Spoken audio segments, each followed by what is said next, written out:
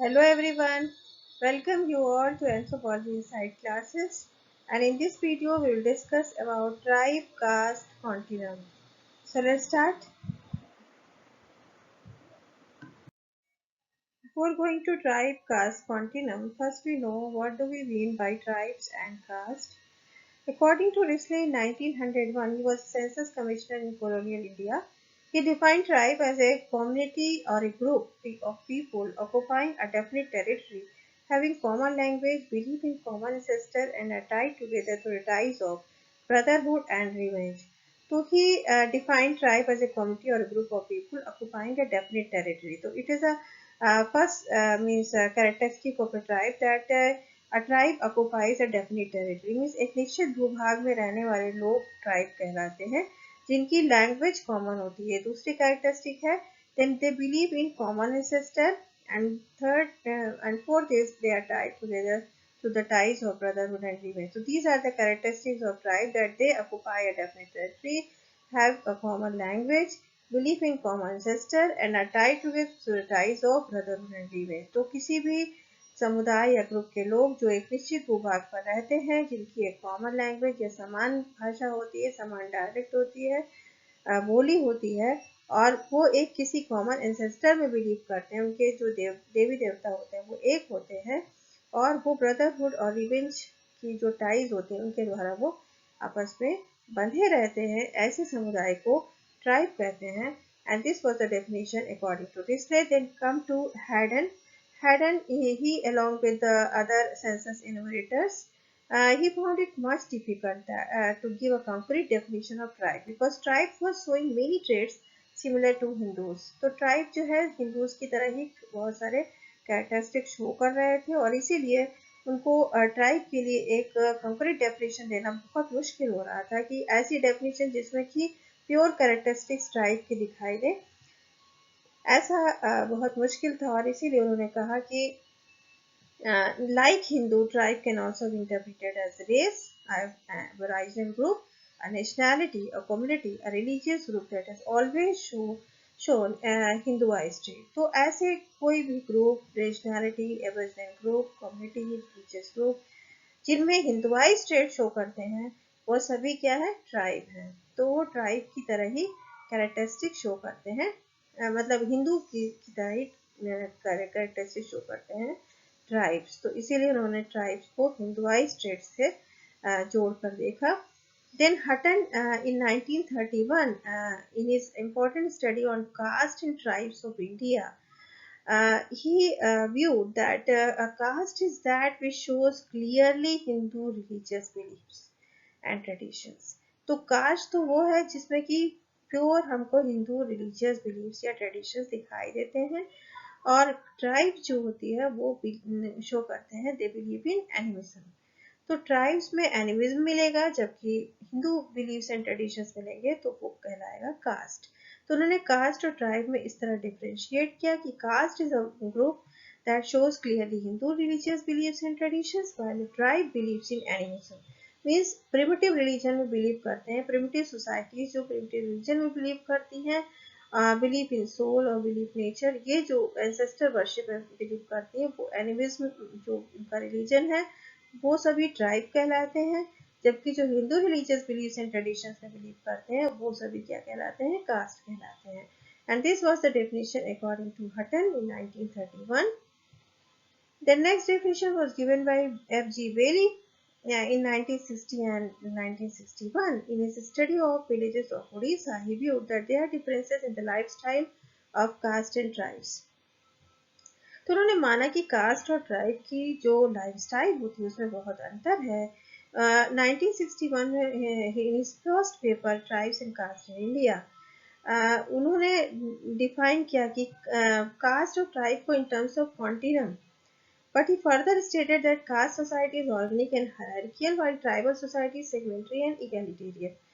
तो उन्होंने कहा कि जो कास्ट सोसाइटी है वो ऑर्गेनिक होती है, उसमें ऑर्गेनिक सॉलिडारिटी पाई जाती है, लोग एक दूसरे को कोऑपरेट करते हैं, मिलकर रहते हैं, और हायरार्की होती है इसमें, मीन्स रैंक के आधार पर नीचे से ऊपर के क्रम में लोग डिवाइडेड होते हैं समाज में, डिफरेंट स्पेशलाइजेशंस के आधार पर कास्ट को वर्गीकृत किया जाता है, हायरार्की होती है, जबकि ट्राइबल सोसाइटी में एक इगैलिटेरियन सोसाइटी है जहाँ पर सभी इक्वल माने जाते हैं. There is no hierarchy in case of tribal society and वो सेगमेंटरी होते हैं. तो ये एक जगह स्टैटिक होकर नहीं रहते हैं, छोटे छोटे तमाम छोटे छोटे ग्रुप्स मिलकर वो एक ट्राइबल सोसाइटी बनाते हैं. ये तमाम छोटे छोटे ग्रुप्स में रहते हैं जो बाद में मिलकर एक लार्ज वन में होते मीन्स बन जाते हैं. और यहाँ पर समाज में सभी को समान अधिकार, समान स्टेटस मिलता है ट्राइबल कम्युनिटीज में. जबकि कास्ट की कंपैरिजन में कास्ट में हायरार्की होती है. उनके कार्य के स्पेशलाइजेशन के आधार पर कास्ट को डिफरेंट स्टेटसेस में वर्गीकृत किया जाता है, डिवाइड किया था, और इसी को कहा जाता है कि कास्ट में हायरार्की होती है. There is also organic solidarity in caste. G.S. Ghore, in his book The Scheduled Tribes, he called tribes as backward Hindus. उन्होंने tribals को backward Hindus माना, क्योंकि उन्होंने देखा कि ट्रू ट्राइबल्स के कैरेक्टरिस्टिक्स नहीं दिख रहे. मीन्स कोई भी ऐसे कम्युनिटी नहीं जिसमें कि हमको ट्रू ट्राइबल्स के कैरेक्टरिस्टिक्स दिखते हैं, और ना ही उनको हम आइसोलेट कर सकते हैं हिंदूज से. तो हिंदूज जैसे भी कैरेक्टरिस्टिक्स उनमें दिखाई दे रहे हैं. हिंदू बिलीव्स या ट्रेडिशंस को भी वो फॉलो करते हैं, और कुछ उनके खुद के भी डिस्टिंक्ट कैरेक्टरिस्टिक्स होते हैं. तो क्योंकि उनमें कुछ कैरेक्टरिस्टिक्स हिंदूज के हैं और कुछ उनके खुद के हैं, तो इसलिए वो ट्रू ट्राइबल्स नहीं कहला पाते हैं, और ना ही वो हिंदू से आइसोलेट किया जा सकते हैं. और इसीलिए उन्होंने ट्राइबल्स को बैकवर्ड हिंदूज कहा. He called tribals as backward Hindus who believe in Hindu religion and traditions. Means the tribals are the backward Hindus who believe in Hindu religious beliefs and traditions. Main characteristic of tribe.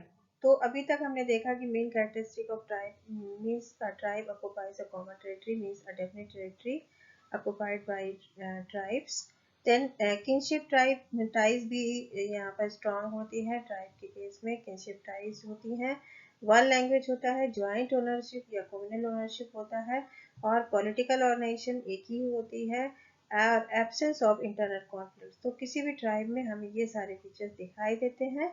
Other distinct features of tribes हैं youth dormitory, जो कि cast के case में नहीं मिलती. ये tribal में ही मिलता है, जैसे कि मोरिया में घोटल मिलता है, ओराव में मिलता है, ढुमकुरिया जो है मिलता है, उनका जो डॉर्मेट्री होती है.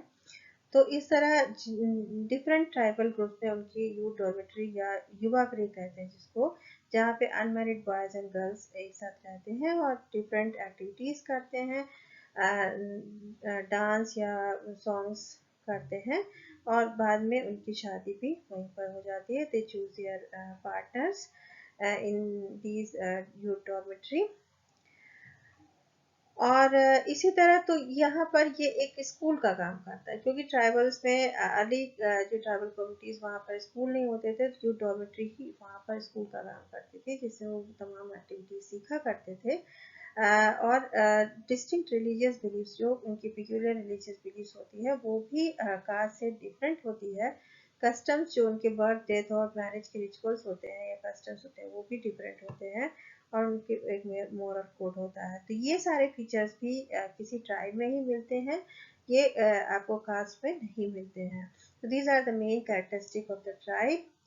In Imperial Gazetteer, it is written that a tribe is a collection of families having common name, common dialect, common territory, may or may not be endogamous, while the caste is also a collection of families having common name, very often common dialect and language, common territory, and always endogamous. So caste is always endogamous, while tribe is may or may not be endogamous. इस within group वो शादी हमेशा करते हैं cast के लोग, जबकि tribe में ऐसा हो भी सकता है और नहीं भी हो सकता है, जबकि बाकी सारे फीचर्स हमको कास्ट और ट्राइब के एक जैसे मिलते हैं. लेकिन कुछ डिस्टिंक्ट या पिक्यूलियर कैरेक्टरिस्टिक जो हमको मिलते हैं वो ट्राइब के केस में ही मिलते हैं, जैसे कि यूथ डॉर्मेट्री है, या उनके डिस्टिंक्ट रिलीजियस बिलीव्स या कस्टम्स है, मोरल कोड है, और डेफिनेट टेरिटरी को ऑक्यूपाई करते हैं ट्राइबल्स, जबकि कास्ट में आपको डेफिनेट टेरिटरी नहीं मिलेगी. क्योंकि वो बहुत मीन्स एक बृहद भूभाग में फैले होते हैं और में माइग्रेशंस भी बहुत ज़्यादा, जबकि ट्राइब्स होते हैं जनरली वो अपनी कॉमन टेरिटरी में ही ऑक्यूपाई करती है निश्चित भूभाग में। आज के फेज में, आज की जो प्रेजेंट इरा है उसमें मॉडर्नाइजेशन या ग्लोबलाइजेशन की वजह से, अर्बनाइजेशन की वजह से वो भी एक अपनी टेरिटरी को छोड़कर दूसरी जगह जाते हैं, पर अभी भी वो सामान्यतः अपने ही भूभाग से जुड़े रहते हैं, तो इसलिए उनको कहा जाता है दे ऑक्यूपाई कॉमन टेरिटरी। और उनकी जो डायलेक्ट्स होती हैं वो भी सिमिलर होती हैं। मीन्स आपको बिरहोर में बिरहोरी मिलेगी, गोंड में गोंडी, और ये कहते हैं उरांव में खुरुक, संथाल में संथाली। तो इस तरह तमाम जो जितने भी ट्राइबल ग्रुप्स होते हैं उनकी अपनी खुद की एक डायलेक्ट होती है, जो सभी ग्रुप के समूह के लोग वही डायलेक्ट को बोलते हैं। उनका ड्रेस कोड, उनका सब जो फूड हैबिट्स की सभी मिलती हैं, और उनमें ज्वाइंट ओनरशिप होता है और एक ही पॉलिटिकल ऑर्गेनाइजेशन होता है। उनमें इंटरनल कॉन्फ्लिक्ट जनरली एब्सेंट होते हैं, पर जैसे कि रेडक्लिफ ब्राउन ने अपनी स्टडीज में पाया था कि ऑस्ट्रेलिया में जो स्टडी कर रहे थे कि दो ट्राइब्स के बीच में वहाँ पे भी फाइटिंग पाई जाती है। ही gave the instances of fighting between the two tribes in Australia. इसी तरह रिवर्स ने माना कि जो कॉमन टेरिटरी है वो वाइटल फीचर उन्होंने नहीं मेंशन किया इसको। उन्होंने माना कि ट्राइब में भी डिफरेंट टेरिटरी को वो ऑक्यूपाई कर सकते हैं, ऐसा नहीं है कि एक ही ट्राइब के लोग सेम टेरिटरी में रहते हैं। तो इस तरह कॉमन टेरिटरी के फीचर को भी उन्होंने मेंशन नहीं किया। एंड पेरी ने माना कि territory is important feature, vital feature of the tribe. Tribes living in definite territories. तो क्योंकि अभी तक हमने कहा कि one of the important characteristic of tribe क्या है कि दे occupy a definite territory, means एक निश्चित भूभाग में रहने वाले लोग ट्राइब कहलाते हैं। अब एग्जाम्पल के तौर पर देखें कि बिरहोर, मुंडा, ओरांव और हो, जैसे ही हमारे दिमाग में जब ये सारे ट्राइब्स के नाम आते हैं तो इसका सीधे से हम कनेक्ट करते हैं कि they live in Jharkhand, Bihar, Orissa और सीजी एरिया। मीन्स सबसे पहले तो झारखंड एरिया, झारखंड में ये सारी ट्राइब्स पाई जाती हैं, Birhor, Munda, Oraon, Ho tribe, these are found in Jharkhand. And then आसपास के जो भी नियर बाई स्टेट्स हैं, जैसे कि बिहार, क्योंकि झारखंड से ही लगा हुआ है, बिहार से ही झारखंड बना है, इसलिए बिहार में भी ये ट्राइब्स हैं, उड़ीसा में है, सीजी में है। तो ये सारी ट्राइब्स इन सब नियर बाई स्टेट्स में भी पाई जाती हैं, लेकिन झारखंड में मुख्यतः ये सारी ट्राइब्स होती हैं, तो डेफिनेट टेरिटरी ऑक्यूपाई करते हैं। इसी तरह कादर अगर ट्राइब यूज करते हैं, कादर ट्राइब, देन निश्चित ही वो केरला से बिलोंग करेंगे, टोडा तमिलनाडु से, संथाल वेस्ट बंगाल उड़ीसा से, जौनसर बाबर खासा ये यूटी से, मीन्स ये उत्तराखंड से बिलीव करते हैं, मतलब ये बिलोंग करते हैं, यूटीटी। एंड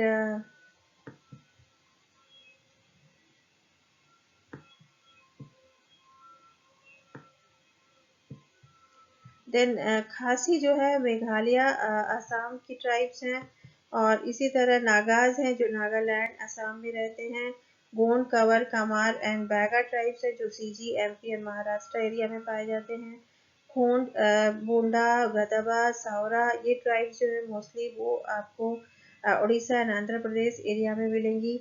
चेंचू आंध्र प्रदेश की ट्राइब है। तो इस तरह हम देखते हैं कि जो ट्राइब्स हैं वो अपनी डेफिनेट टेरिटरी को ऑक्यूपाई करते हैं, निश्चित भूभाग में रहने वाली ट्राइब्स, और जो कि दूसरे भूभाग में नहीं पाई जाती हैं। आज के जो फेज है ग्लोबलाइजेशन का, या हम कह सकते हैं अर्बनाइजेशन का जो फेज है, उसकी वजह से, इंडस्ट्रियलाइजेशन की वजह से काफ़ी सारी ट्राइब्स अपनी डेफिनेट टेरिटरी को छोड़कर, मीन्स वहाँ से माइग्रेट करके दूसरी टेरिटरीज को ऑक्यूपाई करती हैं, पर बेसिकली वो लौट कर अपने ही भूभाग में जाते हैं जहाँ से उनका ओरिजिन हुआ होता है। तो ओरिजिने, और जो प्लेस ऑफ ओरिजिन है वहीं से उनको जाना जाता है, और इसी तरह ये सारी ट्राइब्स अपने निश्चित टेरिटरी से बिलोंग करते हैं।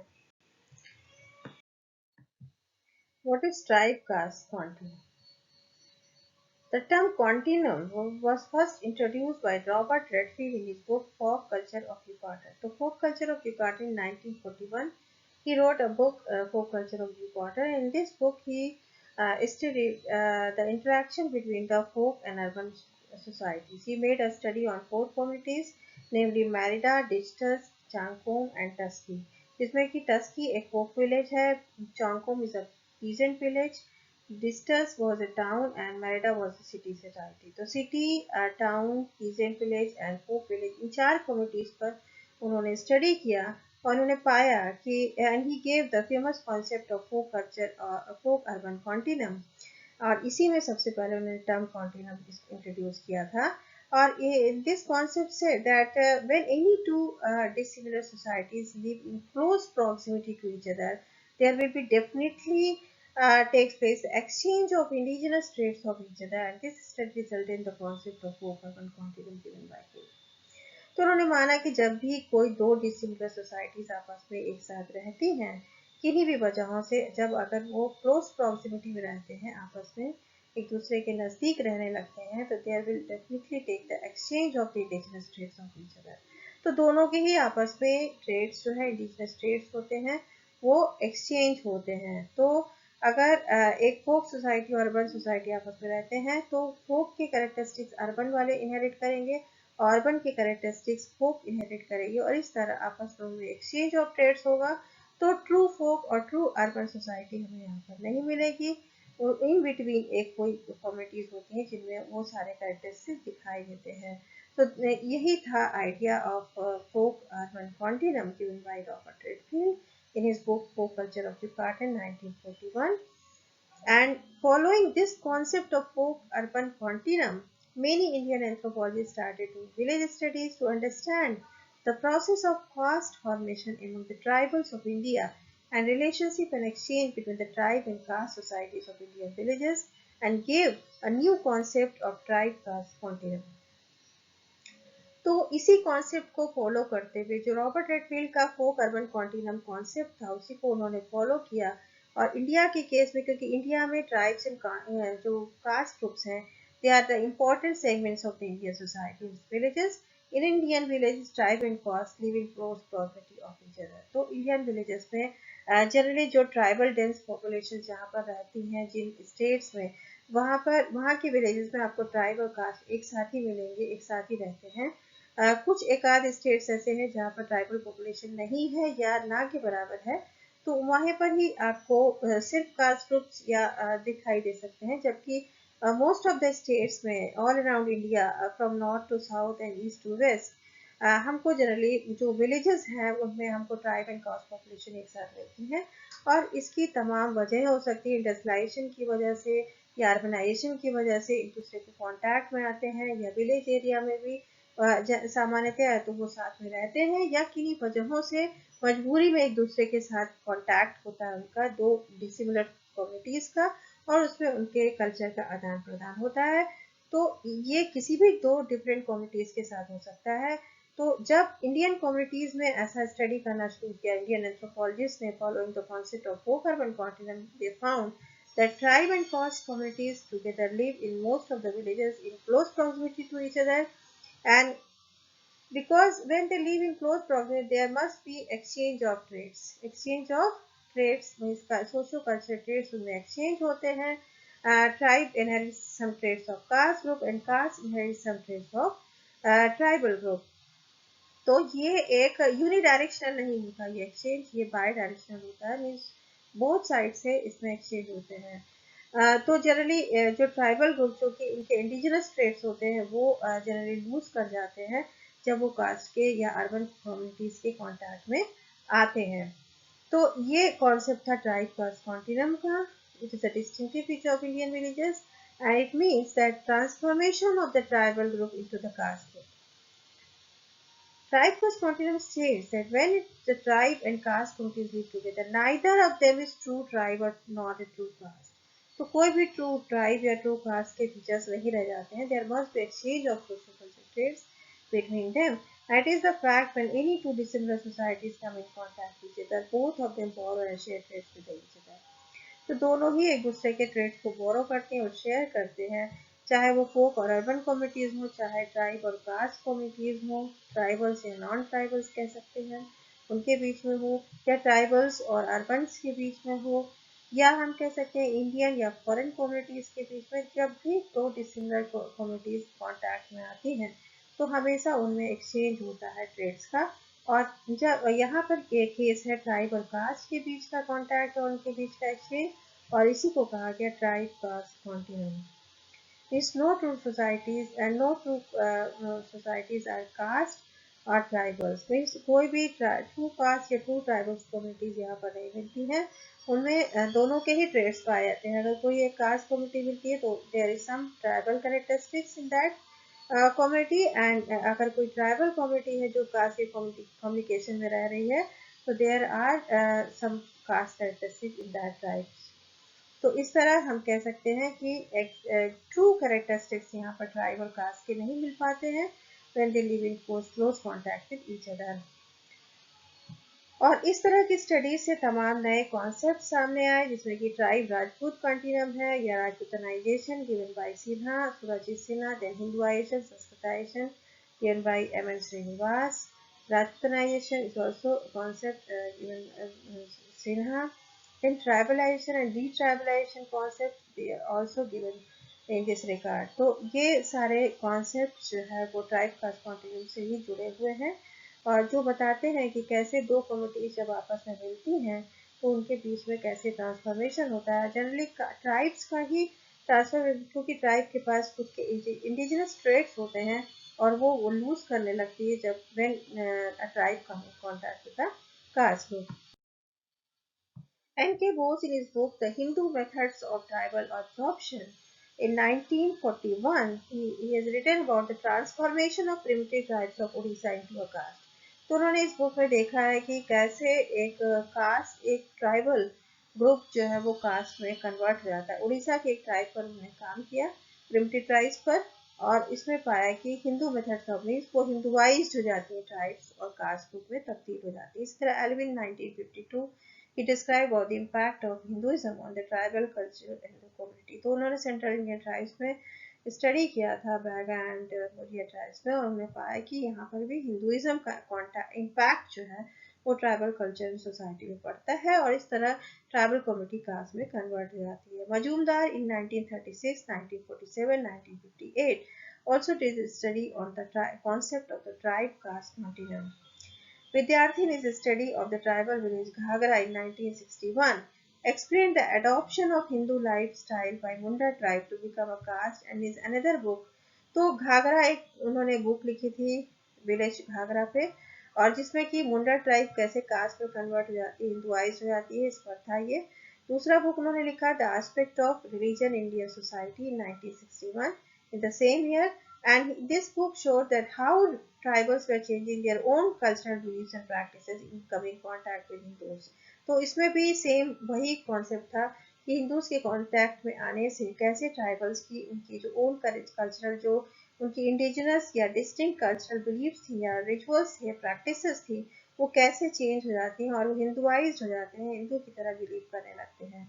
विद्यार्थी 1964 in his book Cultural Contours of Tribal Bihar worked on different factors affecting tribal life of Chotanagpur region and also studied the concepts of unity and extension, Sanskritization, tribalization, and detribalization in order to study the socio-cultural changes in tribal life।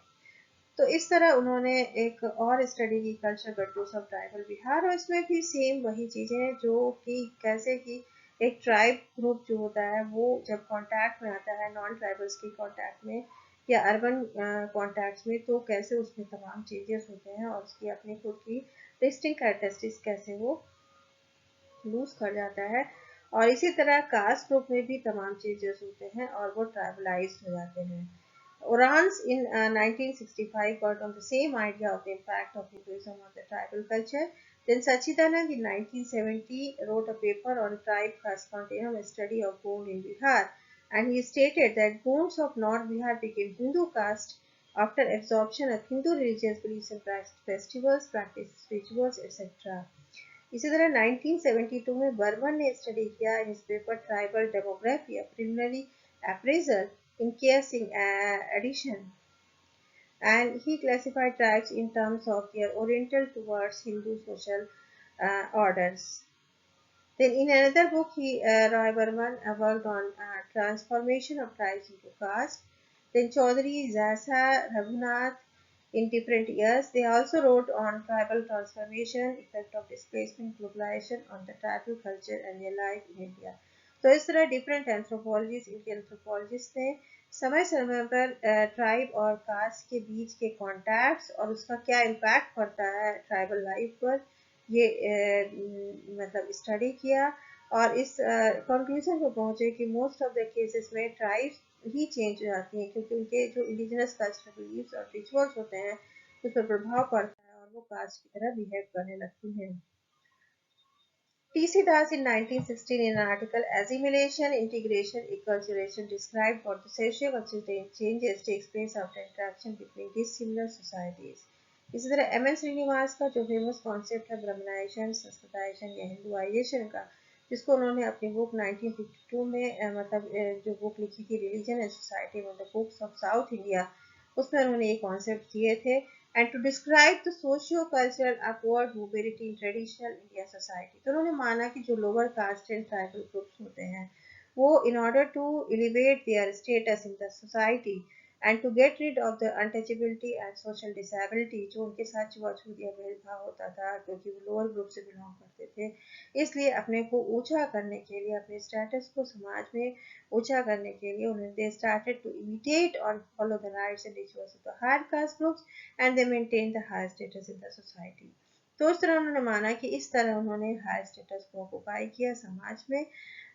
और जब उन्होंने उन जो higher caste group से उनके रीति रिवाज, उनके जो डिफरेंट ट्रेडिशंस थे, फेस्टिवल्स थे, रिचुअल्स थे, उन सबको फॉलो करना शुरू कर दिया और उनके जैसा ही सरनेम रखने लगे। वो तमाम ऐसे काम जो क्लीनिंग या इस तरह की जो हमारे यहाँ समाज में ये गंदे काम होते हैं, इस काम को ऊँचे लोग नहीं करते, वो सारे काम उन्होंने छोड़ दिए और अपर कास्ट की तरह बिहेव करने लगे, उनके जैसा ही कार्य करने लगे और इस तरह संस्कृताइज्ड हो गए या ब्राह्मणाइज्ड हो गए, ब्राह्मणिक लाइफ जीने लग गए।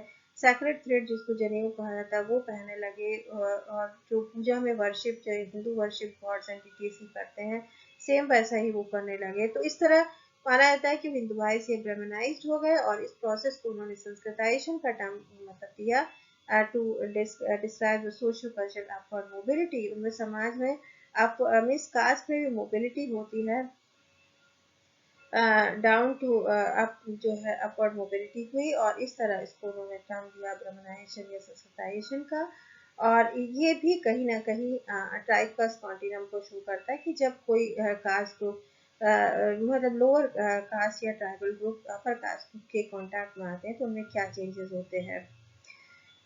इसी तरह Majumdar study of Khasa in 1952, S K. Srivastava's Tharu of Himalaya region 1958, Surajit Sinha's state formation Rajput within tribal central India 1962. These are also the studies based on the concept of the Sanskritization, Hinduization, Rajputanization, tribe caste transformation, etc. तो इन सभी studies में इन्होंने same concept पर study किया। इन्होंने बताया कि खासा जैसे ट्राइबल्स है उनमें क्या चेंजेस आए जब वो कास्ट के कॉन्टैक्ट में आए। इस तरह थारू जो है हिमालयन रीजन्स के, उनमें क्या चेंजेस आए when they come in contact with the caste groups. And Surajit Sinha ने जो राजपूतानाइजेशन का कॉन्सेप्ट दिया था वो स्टेट फॉर्मेशन राजपूत में इन ट्राइबल सेंट्रल इंडिया में, उन्होंने बताया कि कैसे जो ट्राइबल ग्रुप्स हैं वो जब राजपूत के कांटेक्ट में आए तो राजपूत जैसा ही वो कल्चर अडॉप्ट कर लिए, राजपूत जैसी लाइफस्टाइल जीने लगे और इस तरह राजपूतानाइजेशन का कॉन्सेप्ट उन्होंने दिया। तो इस तरह ये सारे कॉन्सेप्ट कहीं ना कहीं ट्राइब कास्ट ट्रांसफॉर्मेशन की बात करते हैं। इसे मुंशी ने एस मुंशी 1979 ही criticised Bose and Srinivas for their theories of Hinduisation.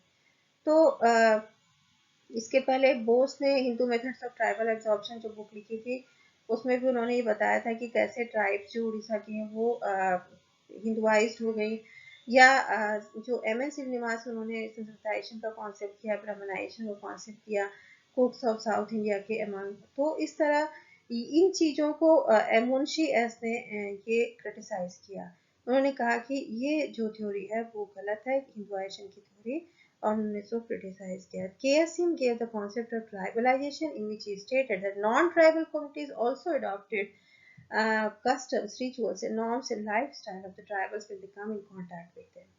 तो अभी तक हम सिर्फ डी ट्राइबलाइजेशन की बात कर रहे थे, मीन्स जो ट्राइबल्स हैं वो कैसे अपनी जो इंडिजिनस बिलीफ्स को या रिचुअल्स को लूज कर जाते हैं when they come in contact with the caste group. लेकिन के एस सिंह ने बताया कि ट्राइबलाइजेशन भी होता है, मीन्स कास्ट ग्रुप भी ट्राइबल की तरह बिलीव उनके रिचुअल्स को फॉलो करने लगते हैं, उनकी जैसी बिलीफ या ट्रेडिशंस को फॉलो करने लगते हैं, तो वो ट्राइबलाइज हो जाते हैं कास्ट ग्रुप। और ये कॉन्सेप्ट दिया था के एस सिंह ने। इसी तरह निहार रंजन रे he found that many of the religious beliefs and worship practices followed by Aryans were the result of their contact with the Adivasis of that time। तो निहार रंजन रे ने भी माना कि जो आर्यंस है वो जो माना जाता है कि जो वैदिक काल है वो आर्यंस के द्वारा ही लाया गया था, और वो जो वर्शिप या पूजा पाठ करते थे वो सारी हिंदुइज्म उन्हीं को कहते हैं, हिंदू बिलीफ प्रैक्टिसेस कहते हैं।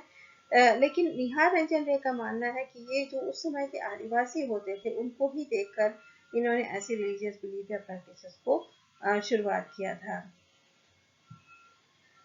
So a new concept of deep tribalization was kept when it defines when tribal communities come in contact with urban communities due to government plans and programs, they got detribalized।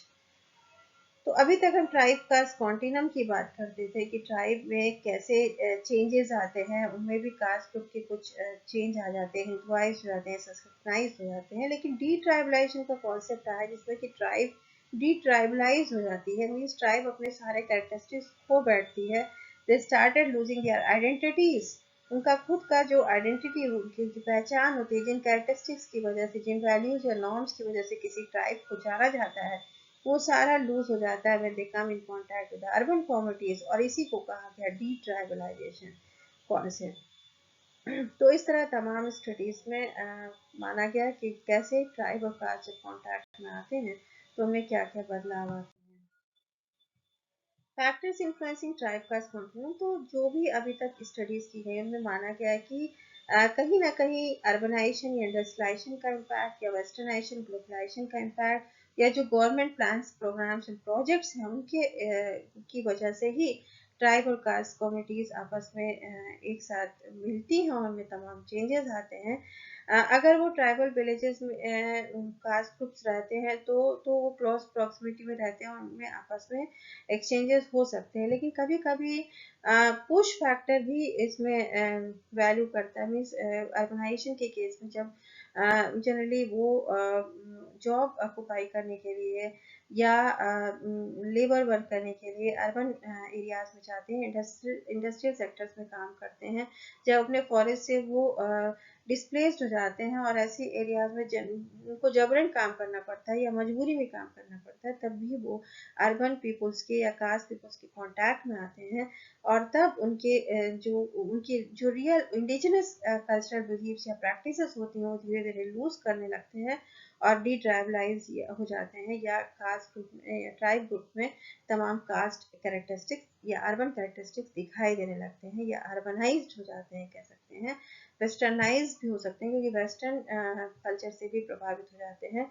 और आज का जो phase है global इरा है, इसमें हम अछूते नहीं किसी भी कल्चर से, तो यहाँ पर भी ट्राइबल कम्युनिटीज के जो रियल कल्चर ट्रेड्स हैं वो मतलब यहाँ पर इन्फ्लुएंस्ड होते हैं, इनके कैरेक्टरिस्टिक्स मीन्स ये उनको इन्फ्लुएंस करते हैं ग्लोबलाइजेशन के जो डिफरेंट फैक्टर्स हैं, और इस तरह जो रियल इंडिजिनस या डिस्टिंक्ट कैरेक्टरिस्टिक्स होती हैं किसी भी ट्राइबल कम्युनिटीज़ की, वो खत्म होने लगती है धीरे धीरे, और समाज में जो हम कह सकते हैं कि जो रियल ट्राइबल कैरेक्टरिस्टिक्स खत्म होने लगती हैं, और इस तरह दो कम्युनिटीज़ के आपस के फीचर्स एक दूसरे में दिखाई देने लगते हैं। तो ट्राइब में कास्ट कैरेक्टरिस्टिक्स या अर्बन कैरेक्टरिस्टिक्स दिखाने लगते हैं, या वेस्टर्न या मॉडर्न कैरेक्टरिस्टिक्स इंडस्ट्रियलाइजेशन के कैरेक्टरिस्टिक दिखाने लगते हैं, और कास्ट में भी जब वो ट्राइब के कॉन्टैक्ट में आते हैं कुछ वजहों से, क्योंकि तमाम गवर्नमेंटल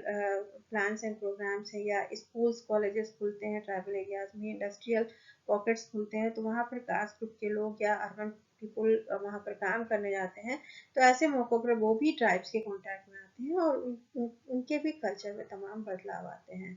तो इसी तरह हम कह सकते हैं कि डिफरेंट फैक्टर्स होते हैं जो इन्फ्लुएंस करते हैं ट्राइब कास्ट कॉन्टिनम को। This was all about tribe caste continuum. Thank you for watching this video. Meet you in next class.